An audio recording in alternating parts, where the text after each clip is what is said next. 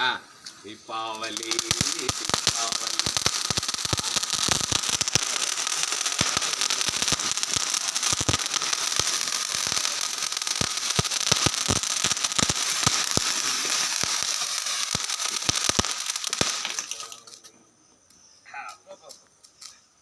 Okay అప్పుడే ఇరుగుడా.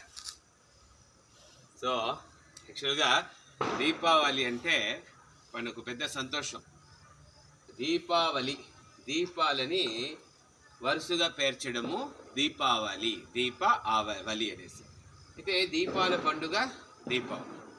మనకు దీపం అనేది దేనికి గుర్తు? మన ప్రాణానికి, మన తేజానికి, మన ఆత్మకు, మన శక్తికి గుర్తుగా. ఎక్కువగా టపాసులు పేల్చేటప్పుడు జాగ్రత్తగా పేల్చాలి. ఇప్పుడు చూడండి తమాషాగా వచ్చేస్తున్నాయి, గద మాదిరిగా ఉంది. ఇవి పేలిస్తే రకరకాలుగా వచ్చింది. ఇప్పుడు చూసాం కదా, చాలా బాగుంది. సో వెరైటీ ఆఫ్ మనకు క్రాకర్స్ వస్తున్నాయి.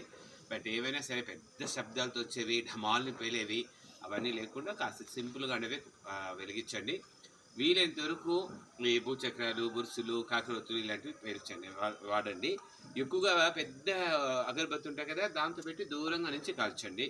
గుడ్డల మీద పడిపోతుంది. నాకు చిన్నప్పుడు గుర్తున్నాయి, కొత్త గుడ్డలు వేసుకుంటే ఆ చిన్న టపాసులు పేలిస్తే డప్పని ఎగిరేదంతా పడుతూ ఉంటుంది అనమాట. అంత హోల్స్ పడిపోయి ఉంటుంది.